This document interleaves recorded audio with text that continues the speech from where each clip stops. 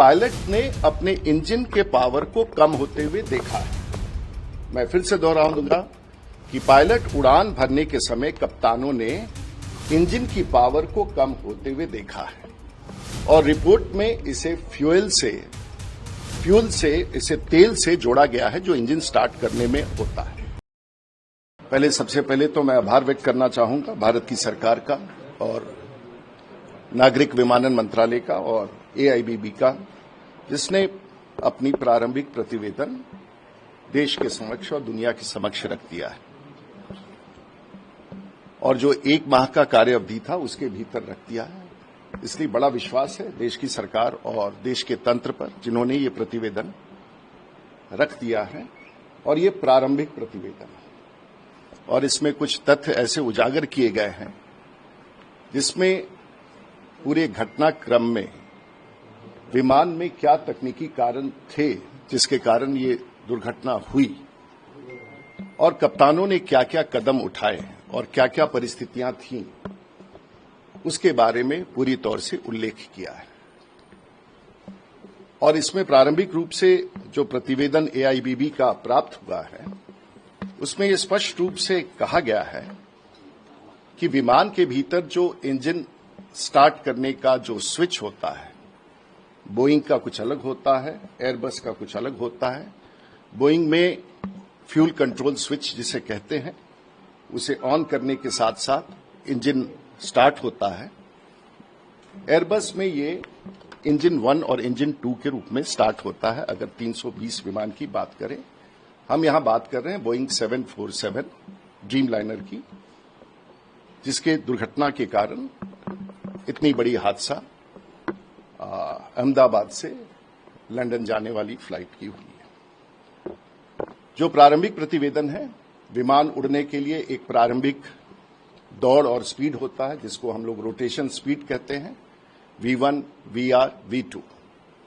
और इसमें स्पष्ट रूप से विमान V1 स्पीड पर गया है जो प्रारंभिक दौड़ का स्पीड होता है, V2 पर गया है और उसके पश्चात रोटेशन का भी स्पीड उसे प्राप्त हुआ है और विमान आसमान में सामान्य रूप से उड़ गया है। विमान 180 नॉट के गति तक भी पहुंच गया है।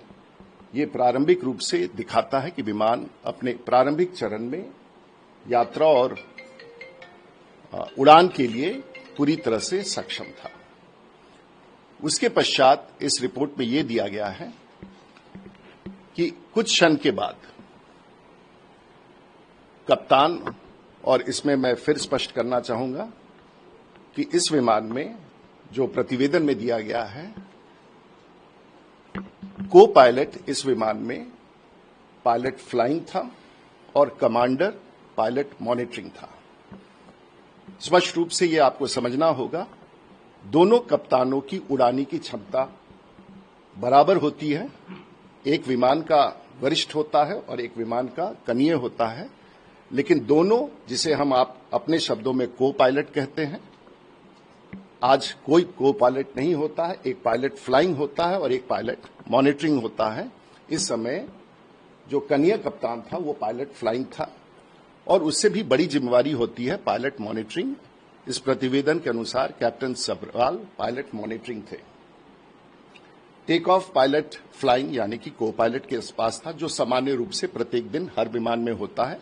एक सेक्टर में एक व्यक्ति पायलट फ्लाइंग होता है और दूसरे सेक्टर में दूसरा व्यक्ति पायलट फ्लाइंग होता है। ये प्रशिक्षण के दृष्टिकोण से मान्य है और ये विषय कई बार इसमें उठ सकता है कि आप ये कहेंगे कि पायलट, छोटा पायलट क्यों उड़ा रहा था। इस तथ्य को हमेशा के लिए आप खत्म कर दें।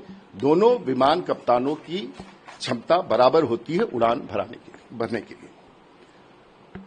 इसमें जो तथ्य आए हैं, जो फ्यूल कंट्रोल स्विच है, क्रैश के बाद जो AIBB ने पता लगाया है और देखा है, दोनों फ्यूल स्विच ऑन पोजीशन में थे, यानी कि अपनी जगह पर थे जहां उन्हें होना चाहिए विमान चलाने के लिए। लेकिन कुछ तथ्य उसके प्रारंभिक तौर पर हैं जो इस बात को इंडिकेट करता है कि पायलट ने अपने इंजन के पावर को कम होते हुए देखा है। मैं फिर से दोहरा दूंगा कि पायलट उड़ान भरने के समय कप्तानों ने इंजन की पावर को कम होते हुए देखा है और रिपोर्ट में इसे फ्यूल से इसे तेल से जोड़ा गया है जो इंजन स्टार्ट करने में होता है। जब ऐसी कोई परिस्थिति होती है तो दो संभावनाएं, ऐसा लगता है कि दोनों इंजन फ्लेम आउट हो गए। फ्लेम आउट का मतलब होता है, वैमानिक शब्दों में उसे फ्लेम आउट कहते हैं, लेकिन सामान्य शब्दों में इसे कहते हैं कि इंजन बंद हो गया। और जब ये होता है तो दो संभावनाएं होती हैं और हर विमान में एक रिडंडेंसी होता है कि अगर ऐसा होगा तो ये कदम विमान या तो स्वतः करेगा, जो उसके कंप्यूटर करेंगे, और या तो कप्तान करेगा। यहां जो एसओएस इमरजेंसी के लिए होता है कि बोथ इंजन्स फ्लेम आउट। हम फिर से आपको रिपीट करेंगे, दोनों इंजन जब बंद होते हैं तो बोइंग में कप्तानों का मेमोरी आइटम होता है, बहुत कम समय होता है, वो सिर्फ याददाश्त से किया जाता है और इसका प्रशिक्षण लगातार किया जाता है। और उसमें दो यहां पर स्थिति थी। जो दूसरा एक इमरजेंसी होता है वो रैट डिप्लॉयमेंट। पहला है कि जब मेमोरी आइटम, उसमें यह करना होता है बोइंग में, एयरबस में ये नहीं करना पड़ता। एयरबस में ये अपने आप होता है। बोइंग में with in fraction of a second कप्तान को जब लगता है कि मेरा इंजन फ्लेम आउट हुआ, वो दोनों स्विच को ऑफ करता है और वापस फिर ऑन करता है। तो उसी समय जो उसका कंप्यूटर है वो इस कमांड को लेता है और फिर से इंजन स्टार्ट करने लगता है। रिपोर्ट में यह भी दिया गया है कि एक इंजन वापस स्टार्ट होने लगा है और दूसरा इंजन स्टार्ट होते होते उसे कुछ वक्त लग रहा था। तो यह स्पष्ट है कि फिर से इंजन फ्लेम आउट के बाद फिर से इंजन स्टार्ट होने लगा है और कप्तान ने उस प्रयास को स्विच ऑफ करके ऑन तुरंत किया है, जो with in fraction of a second उसने किया है, और ये इंजन स्टार्ट। लेकिन तब तक इंजन का पावर इतना कम हो गया था और सामने में, क्योंकि ये तो बड़ा सवाल है आने वाले दिनों में कि एयरपोर्ट के सामने भवनों के निर्माण पर जो ये चर्चा है उसको हम अलग से लेंगे, और उसके बाद उसने नियंत्रण खो दिया है। मेडे मेडे मेडे, यानी कि मैं अब मेरी अंतिम प्रयास है, मैं मौत से जूझ रहा हूं, और अंतिम संवाद करके वो विमान क्रैश कर गया है। तो सिर्फ दो तथ्य, इंजन फ्लेम आउट हुआ है, ये तथ्य इसमें दिया गया, यानी कि टेक ऑफ के समय इंजन फ्लेम आउट हो गया। जो सामान्य रूप से प्रतिवेदन में दिया गया है कि 2018 में, उसका भी इंटरप्रिटेशन आपको समझना होगा। 2018 में एफएए उसने एक डायरेक्टिव इशू किया था कि जो स्विच उठा करके हम लोग ऑन करते हैं ये कई बार अपने आप से वापस लौट जाता है, जो डिटेंट कहते हैं। उस स्विच को उठा करके हम ऑन करते हैं तो दोनों इंजन, ऐसा हो सकता है। एक एडवाइजरी था, लेकिन वो एक ऐसा एडवाइजरी था जो सामान्य रूप से उसकी कोई जरूरत नहीं थी कि उसमें कोई सुधार की जाए, ऐसा मानना है। तो नंबर एक तथ्य यह है कि विमान उड़ा है, दोनों इंजन पूरी ताकत के साथ उड़े हैं, और उसके पश्चात इंजन के दोनों इंजन बंद हुए हैं, फ्लेम आउट किए हैं। और उसमें जो तथ्य उभर के आ रहे हैं कि जो फ्यूल इंजेक्शन होता है वो बंद हो गया और फिर वापस कप्तान ने उसको चालू करने का अपने हुनर से, कैप्टन सब्रवाल ने और को पायलट ने, जो दूसरे सह कप्तान थे, उन्होंने अपने हुनर से उस वर्षों के अनुभव का उपयोग करते हुए इंजन को फिर से रीलाइट करने का कोशिश किया है, कर दिया है। क्योंकि जिस समय विमान क्रैश किया है दोनों स्विच ऑन पोजीशन में थे। तो कट ऑफ, रन और कट ऑफ, तो इसका मतलब है उन्होंने जो प्रतिवेदन में है कट ऑफ करके फिर से वापस रन किया, विमान फिर से उड़ा। सवाल ये है, ये विमान के साथ क्या हुआ है और कैसे हुआ, क्यों हुआ है, इसका उत्तर शायद आगे के इन्वेस्टिगेशन में पता चले कि विमान उड़ने के बाद फ्लेम आउट क्यों हुआ है। क्योंकि ये अगर आसमान में होता, 5000 फीट की ऊंचाई पर होता, 10,000 फीट की ऊंचाई पर होता, 30,000 फीट की ऊंचाई पर होता, तो इंजन अगर दोनों बंद होंगे तो हम ये एक्शन लेंगे और हमारा फेडेक जो कंप्यूटर है वो उसको रेस्टोर कर देता। लेकिन इस 400 फीट में जब तक कप्तान उसे देखे, इंजन स्टॉल का इंडिकेशंस आए, इंजन स्पूल डाउन करे और उसके बाद वो देख के प्रयास करे, तो शायद ये ऊंचाई नहीं है। तथ्य यही है, दुर्घटना बहुत बड़ा हादसा है, तथ्य उभर के आ रहे हैं और इसके अन्य उत्तर समय के साथ ही विमान कंपनियां, ऑपरेटर, AIBB, DGCA ही दे सकता है, उस पर मेरी कोई टिप्पणी नहीं। कंफ्यूज करके? No, very conclusive. Concise. Sir, in English as well, please. हम कहीं कंफ्यूज कर Sir, आप लोग समझे? समझे? सर आपने सर दो चीजों का जिक्र किया, सर एक मेमोरी आइटम और उसके बाद 747 787 Jumbo 787 Dreamliner. Sir in English. I'll do it in English just for the understanding. A, I am a 7th term member of Parliament and my main profession is politics. It so happens that I am also a captain on one of the largest airlines in the country, flying planes and commercial airlines for last 16 years. But this comment of mine, which I am making in front of the media, is not an expert opinion. I may not be able to interpret beyond a point what I have said here, or I will say what I will say, because I am confining myself to the report published by AIBB, which is the report which has been published this morning. B, I must thank the Government of India, Prime Minister, the Civil Aviation Minister, Mr. Naidu and his team, and the AIBB team, which has given the report as promised in 30 days. This is a preliminary report and much investigation has to be carried out. I will confine myself to what has been submitted in the report, and prima facie, the aircraft was fit to fly. There was no defect as far as engine or other important parameters were concerned. As we proceed, the aircraft took off. It had a rotation speed of 151, 152, rotated, and at 160 knots, the aircraft happily lifted from the ground, which has been indicated in the recorder or the flight recorder, what we see. That means the aircraft was taking off at full power with full load of roughly 210,000 kgs. And after attaining a height of, say, around 300 to 400 feet, it had achieved a speed of 180 knots, which is a good acceleration speed. The actions thereof, which we have read in the report, is one related to fuel switch control, which is run and cut off. The report says when the aircraft crashed, the switch was in the run position. That means the switch was on. The facts which are being indicated here, that possibly the captain and the pilot, the first officer was the pilot flying, and the commander or the captain was the pilot monitoring. I must distinguish it for all the people who want to understand. We talk about co-pilot and a pilot. We don't have any concept of co-pilot these days. There are only two positions inside the aircraft.